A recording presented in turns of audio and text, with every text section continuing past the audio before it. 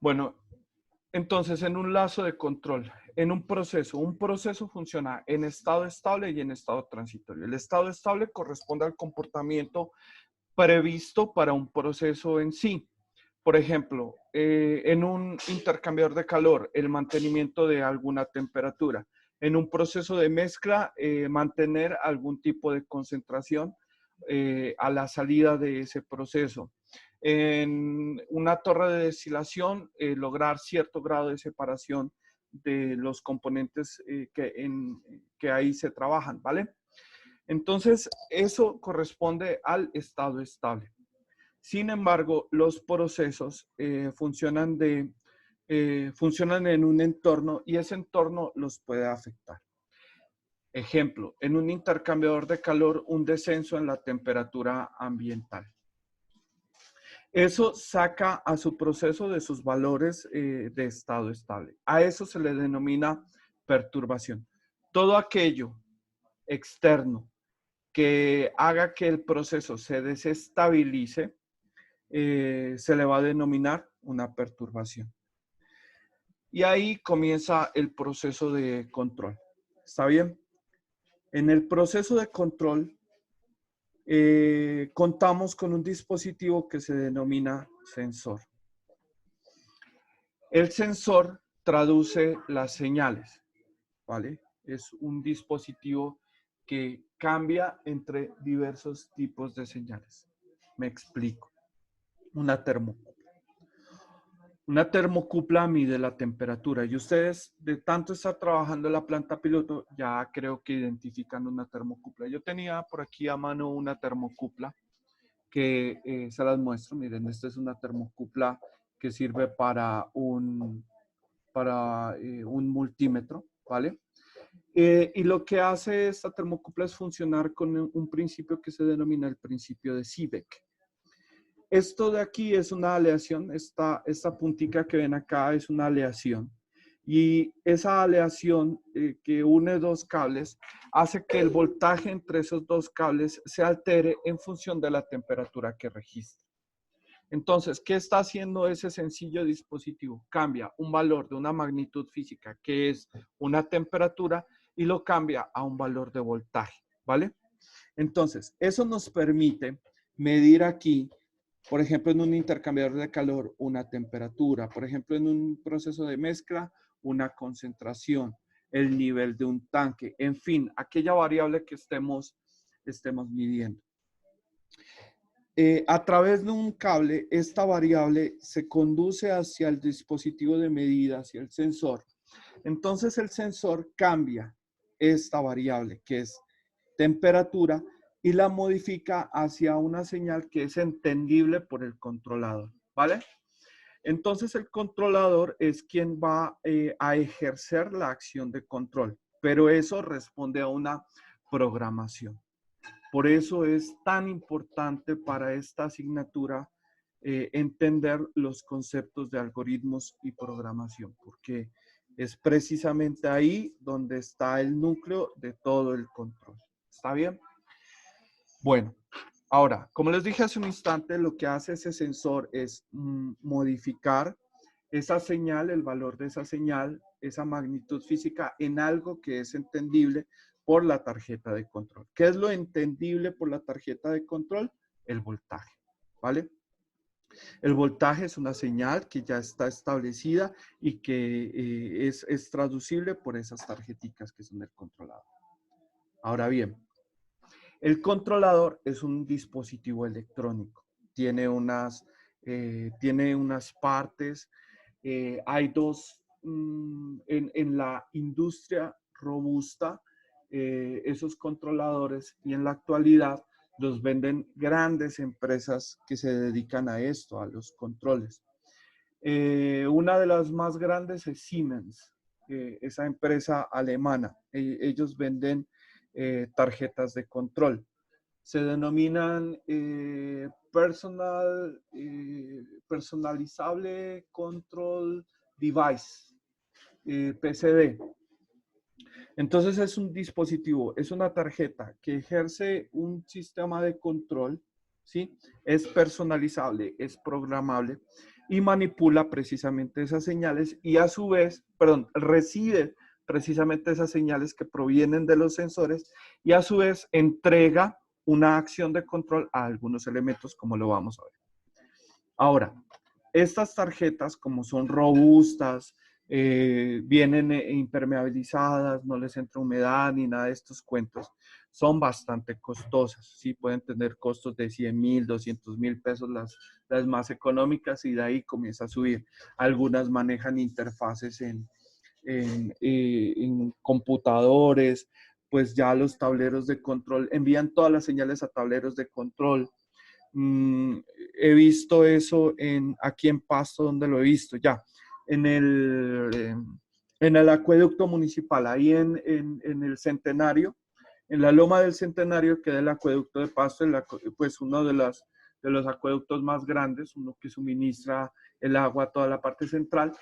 Y lo que se hace es medir, por ejemplo, el nivel de los tanques de agua y ya tienen las tarjetas de control y esas tarjetas de control envían todas las señales a un televisor grandote que tienen ellos donde están permanentemente viendo el nivel de los tanques y cuando se baja pues ya funcionan los sistemas de control y si esos sistemas de control fallan ya pues debe haber intervención de los técnicos que deben estar permanentemente ahí para suministrar el agua potable a Pasto. Entonces, observen que pues ahí sí vamos a necesitar unos controladores bien robustos. Sin embargo, tenemos esto, ¿vale? Las tarjeticas Arduino, que es la parte final de esta primera sección de la clase. Las tarjeticas Arduino lo que hacen es tener precisamente dos clases de puertos, dos pines que vemos acá abajo, eso lo vamos a ver con más detenimiento después, pero parte de estos pines recibe las señales de sensores. Aquí tengo una programación y lo que hace esa programación es manipular los otros pines para que manipulen a su vez otros elementos finales de control. Entonces, eso está representado aquí en los controladores, ¿vale? Un controlador funciona con algo que se llama un set value, un valor fijado, un set point. Ese set point lo que hace es es un valor preprogramado en el controlador, es un punto de comparación del controlador. Entonces lo que hace el controlador es recibir una señal del sensor y compararla con el set point. Y calcula algo que se denomina la función error. ¿Qué es la función error? Que es muy simple. La función error es simplemente una resta de dos variables, ¿sí? Es la variable censada menos el valor fijado. Si ese valor es cero, el controlador no hace absolutamente nada, ¿vale? O sea, se queda quietico. Pero si el valor es o positivo o negativo, eso le está indicando al controlador que ya tiene que ejercer una acción de control. Entonces, ante ese error, el controlador va a manipular una variable. Ahora bien, ¿cuál es esa variable que manipula el sistema? Miren que todas estas flechas lo que indican son señales, ¿está bien? Y las señales pueden ser del tipo electrónico, pueden ser información, pueden ser señales hidráulicas, pueden ser, bueno, hay muchas clases de señales. Hay señales análogas, hay señales digitales, en fin. Entonces lo que hace un controlador es manipular un elemento final de control. Este es el esclavo del sistema de control, el que ya llega y manipula el proceso para que vuelva a su programación original. Uy, estamos uniformados con mi niño. Entonces, esto llega aquí y este controlador le indica a este elemento final de control qué es lo que hay que hacer. Bueno, entonces ya este elemento final de control intenta estabilizar este proceso, ¿sí? Ahora, en este cuento ha trascendido un tiempo, ha surgido un tiempo, ¿sí? Esto no se hace de forma inmediata. Los controladores no ejercen su función instantáneamente. Se busca que lo hagan en un instante muy corto, que sea lo más rápido posible. Sin embargo, hay, y eso no está aquí, hay un periodo en el que se demora en responder. A eso se le denomina tiempo muerto, ¿sí? El tiempo muerto es ese tiempo en el que no se ha hecho ninguna acción de control, ¿sí? Y es el tiempo que demora el proceso de medida, el proceso de control, el proceso de manipulación, hasta que la variable vuelve a estar en su valor de estado estable, ¿vale? Sigo con las diapositivas. Vamos a encontrar aquí algunas definiciones muy importantes. A esto se le suma el tiempo muerto o el tiempo de respuesta. Perdón, es tiempo de respuesta. El tiempo muerto es otra cosa. Me acabo de equivocar. El tiempo de respuesta es ese lapso que demora el controlador entre el proceso de medida y el proceso de respuesta. ¿Vale? Es todo eso de las señales. Tiempo de respuesta. Entonces, aquí tenemos unas definiciones que ustedes pueden leer. Nuevamente, pues si ya quod scripsi, si ya está escrito, escrito está. Ustedes pueden leerlas, ¿sí? Son algunos intentos de definición de lo que sucede en los diagramas. ¿Sí? Encontramos proceso, sensor, controlador, elemento final de control. Y aquí encontramos otras definiciones como variables de proceso, variables de control, perturbación, medición, señal del sensor, el set value, la función error, la señal de control, la variable manipulada. Si quieren más información de estos conceptos, pueden remitirse. Uno, el libro de Covanour. Otro está el libro de Ogata, que es un libro que está en control de Ogata, que lo usan mucho los ingenieros electrónicos. Hay otro autor que se denomina Corripio, de Aurelio Corripio, es un cubano que tiene un libro muy bueno de control, que es, ese libro es viejito, en realidad yo aprendí con el libro de Corripio y con el libro de un italiano. Para mí Covanour fue un poquito nuevo, pero Covanour está muy va al grano con estos asuntos de control, por eso me gusta mucho y lo tomé como literatura de este curso.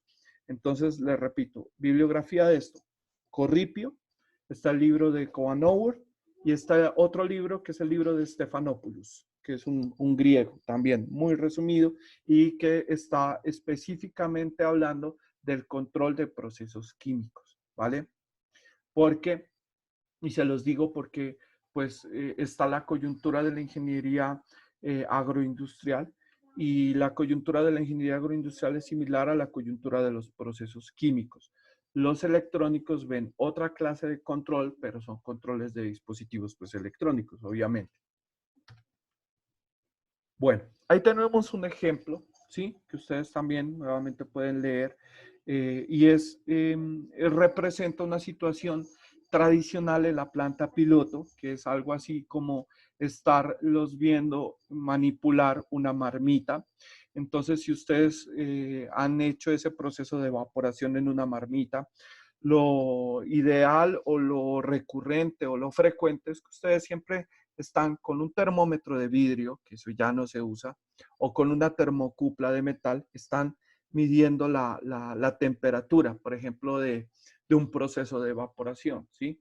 ¿Y por qué se mide la temperatura? Para evitar que esa temperatura o se incremente mucho o se baje mucho. Por ejemplo, en el proceso de pasteurización. Pasteurizar leche es llevarlo a una temperatura que oscila entre los 60 y los 65 grados Celsius.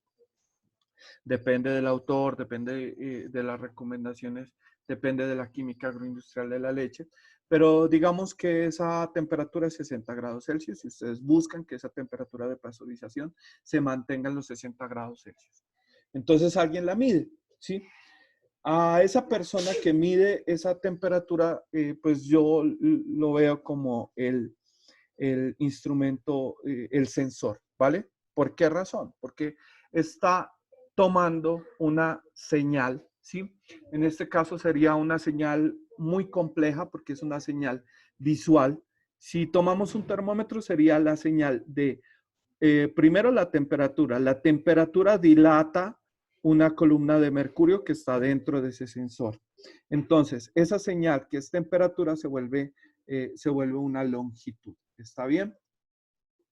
Esa longitud es interpretada por una persona y esa persona transforma todas esas señales en una señal entendible por el controlador, por el otro personaje que está haciendo la acción de control, que es un controlador.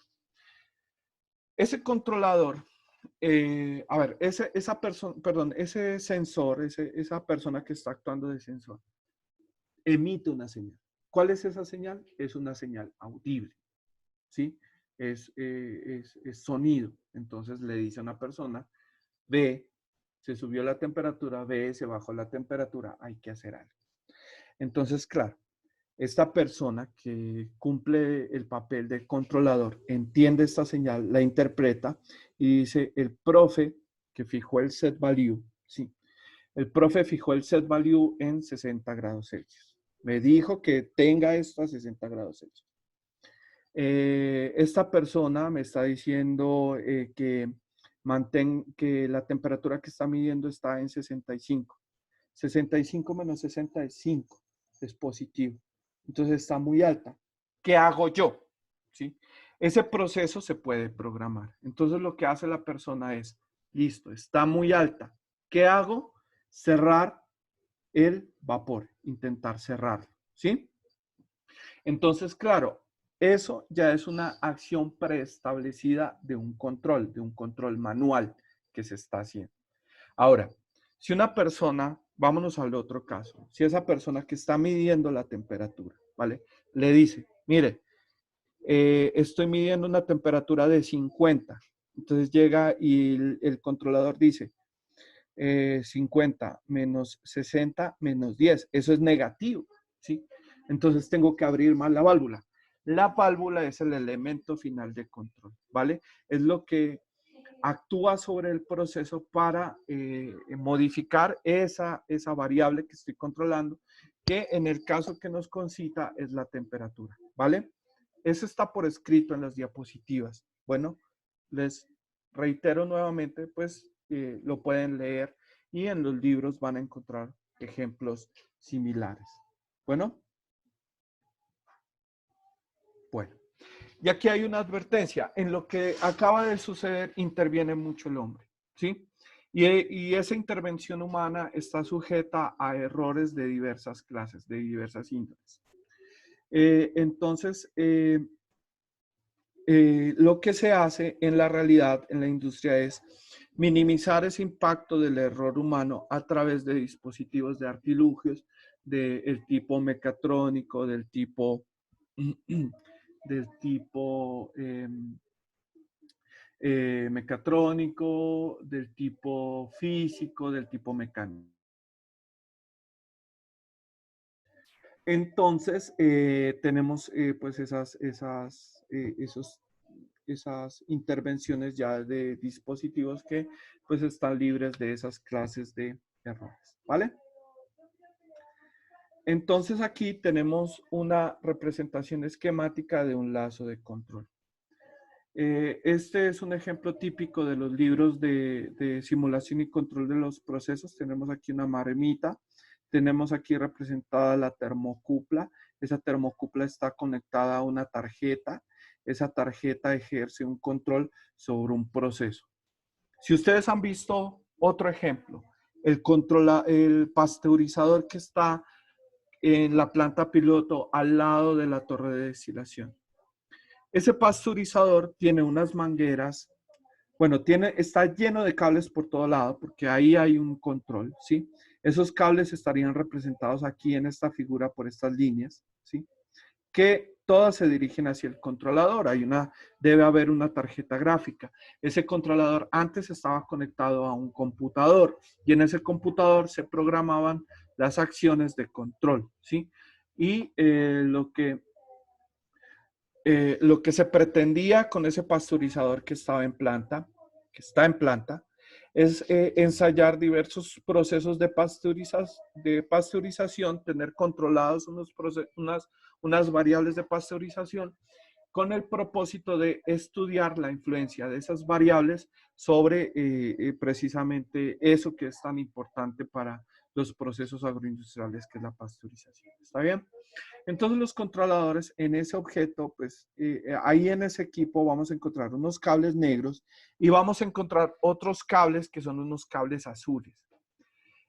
En la iconografía de los sistemas de control, los cables azules y azul clarito representa que esos cables son en realidad tubos. No tienen por dentro nada de metal, son tubos. Y esos tubos conducen aire. Entonces, estos controladores emiten una señal, actúan sobre unas bombas que empujan aire o reducen aire, ¿sí? A eso se le llama, son válvulas neumáticas. Cuando esta línea está presurizada, resulta que aquí hay unas válvulas que se llaman válvulas selenoides. Esas válvulas las vamos a ver con más detalle de forma posterior. Tienen un resorte y cuando hay presión, cuando encuentran una presión sobre esa tubería, se cierran o se abren cuando hay ausencia de presión, ¿vale? Por eso en ese equipo vamos a encontrar también unas líneas azules que representan lo que va del controlador hacia el elemento final de control. ¿Está bien? Y bueno, lo que hace esto es abrir o cerrar, en este caso, manipularlo con el flujo de vapor que circula por esta chaqueta de la marmita. En algunos otros casos tenemos que manejar interruptores. Por ejemplo, los interruptores de una resistencia eléctrica. A eso se le denomina un resistor. Entonces, un resistor prende y apaga una resistencia eléctrica en caso tal de que o haya mucho calor, o haya mucha temperatura, perdón, o haya baja temperatura. Si hay baja temperatura, lo enciende, y si hay muy alta temperatura, pues lo apaga, ¿vale? Hay otras vainas que se llaman presióstatos, que funcionan con presión, y también apagan y prenden en función de la presión. Uno de los ejemplos está en la planta piloto, también, ¿vale? En la caldera. En la caldera obviamente no se puede sobrepresionar. La presión de control ahí, el set value de esa caldera es 80 psi. Entonces, ese dispositivo lo que apaga y enciende es precisamente la quema de combustible, ¿vale? Entonces me explico, mira. Supongan que ustedes encienden la caldera, ¿sí? Creo que la mayor parte del grupo ha visto lo que pasa ahí. Ustedes tienen en esa caldera, la encienden. Y lo que sucede inicialmente es que antes de que el vapor vaya a las diferentes unidades, se espera que la temperatura, que la presión comience a incrementarse. Desde 0 hasta 80, ¿vale? Entonces la caldera comienza a subir la presión, ¿sí? Sube, sube, sube, sube. Y ustedes sienten que, bueno, abren la caldera, hay ya vapor en el área de la planta piloto, y ustedes sienten el cimbronazo que la caldera se apagó, deja de hacer ese ruido tan tremendo que es ahí, ¿sí? ¡Pum! Se apaga. ¿Cuándo se apaga esa caldera? Entonces, esa caldera tiene un relojito que está en la parte superior del hogar de la caldera. Entonces, ese relojito comienza a subir. Cuando llega a 80, existe un dispositivo que le indica al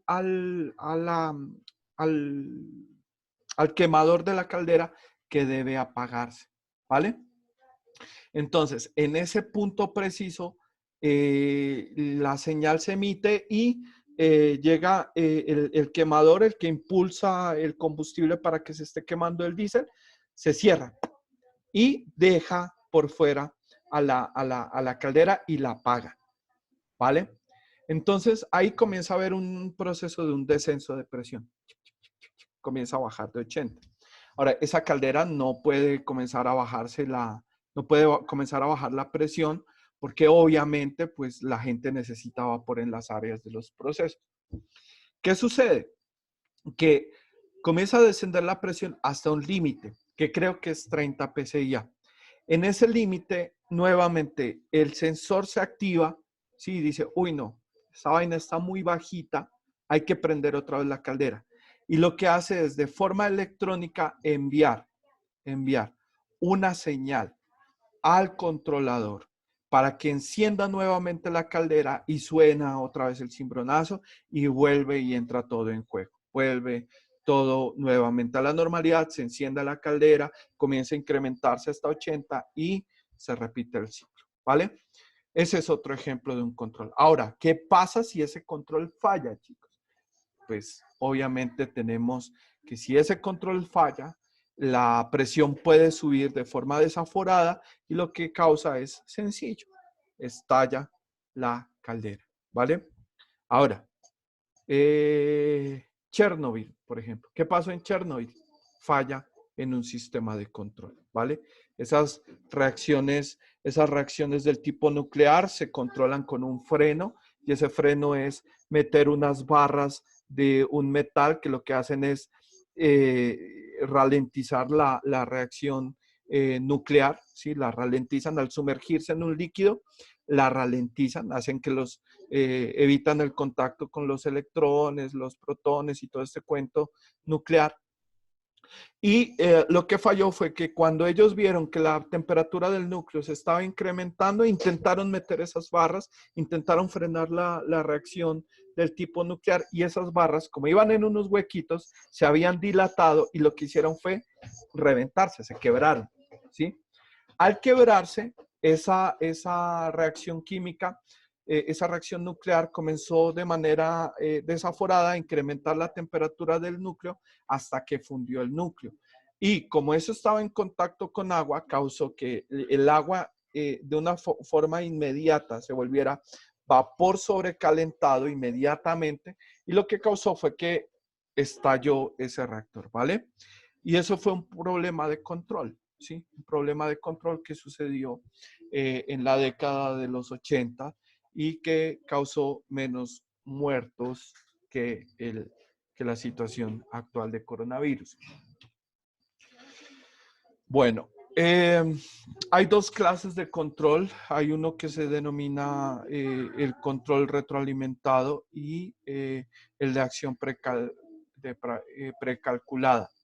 Estos dos tipos de control son los tipos convencionales de control, porque en la actualidad hay otras estrategias de control.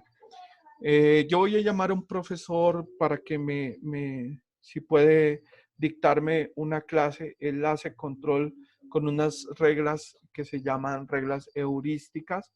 Ese control se llama de lógica difusa, ¿vale?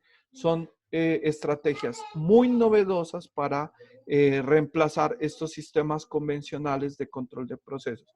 ¿Cuál es la diferencia entre estos controles y los novedosos controles? Es que esos controles tienen un tiempo de respuesta mucho menor que los controles convencionales.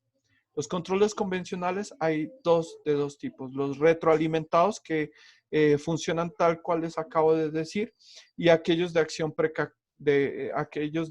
precalculada. La diferencia entre uno y otro es que un control retroalimentado funciona con una variable de medida sobre el proceso. Y los de acción precalculada no censan el proceso, sino que el sistema de medida está sobre una posible variable de perturbación. Por ejemplo, miden el flujo de vapor en la marmita. En lugar de la temperatura de la marmita, miden el flujo de vapor. Y se dan cuenta, si ese flujo se incrementa, comienzan a ejercer la acción de control. Y si ese flujo pues disminuye, aumentan el flujo. Eso es una acción precalculada sobre una posible perturbación. O por ejemplo, algo que esté midiendo la temperatura ambiental. Si la temperatura ambiental baja, enciende una resistencia y si la temperatura ambiental sube, pues baja la resistencia. Entonces, eso está actuando sobre una posible perturbación. Mientras un retroalimentado actúa sobre una variable del proceso, mide una variable del proceso. El control o la acción precalculada lo que mide es una variable de una posible perturbación. Entonces, ahí les dejo algunos ejercicios de práctica para que piensen en todos estos sistemas de control que ustedes los tienen. Ahora, no hay necesidad de tener una tarjeta electrónica para realizar los procesos de control de un sistema. Miren, lo que ustedes hallan en la taza de un baño, en el inodoro, en el tanque que tiene el agua, que almacena el agua, es precisamente un sistema de control y todo se ejerce de manera mecánica, ¿vale? Entonces ahí también hay un proceso, un ciclo de control. Es más, eso se llama un control del tipo proporcional. Lo que hace es, ese sistema lo que mide es, tiene un brazo que funciona como sensor. ¿Qué hace ese brazo? ¿Qué está midiendo ese brazo? Ese brazo lo que mide es, aquí voy a sacar un lapicero o algo. Entonces, lo que hace ese brazo internamente es, una parte actúa sobre el nivel del tanque y otra parte actúa sobre una válvula. ¿Qué pasa cuando un tanque está vacío? Pues necesita llenarse, ¿vale? Lo que sensa esta palanca es el nivel de agua en el tanque, ¿vale? Entonces, cuando ese nivel está bajo, miren, ¿qué señal está mandando al controlador? ¿Sí? Está mandando esta señal, miren, que se representa con esta palanca. Entonces, cuando esta palanca sube, ¿sí? Porque el nivel está bajo, lo que hace esto es jalar un tapón, jalar una válvula y comienza a llenarse el tanque. Y lo que hace el inodoro es comenzar a ascender, a subir, ¿sí? Y cada vez que esto sube, pues esta válvula de cierta manera y con cierto mecanismo va cerrando paulatinamente la llave hasta que llega un punto en el que tengo este nivel y la acción de control pues comienza a parar nuevamente, ¿vale? Voy a silenciar aquí. Bueno. Acciones de control también vemos en el cargador en esto, por ejemplo, en un cargador, ¿sí? De cierta manera aquí se mide el nivel de carga y esto lo que hace es a través de este cable, cuando ya una batería está completamente cargada, le envía una señal a este a este sistema para que este sistema pare de mandar corriente por este cable, ¿vale? Ese es otro sistema de control que podría funcionar de manera adecuada. Entonces, el ejercicio que les pido es que piensen en cada uno de estos ítems. Miren, nivel de agua en el tanque de un inodoro, la carga de batería en un celular, y que piensen en eso.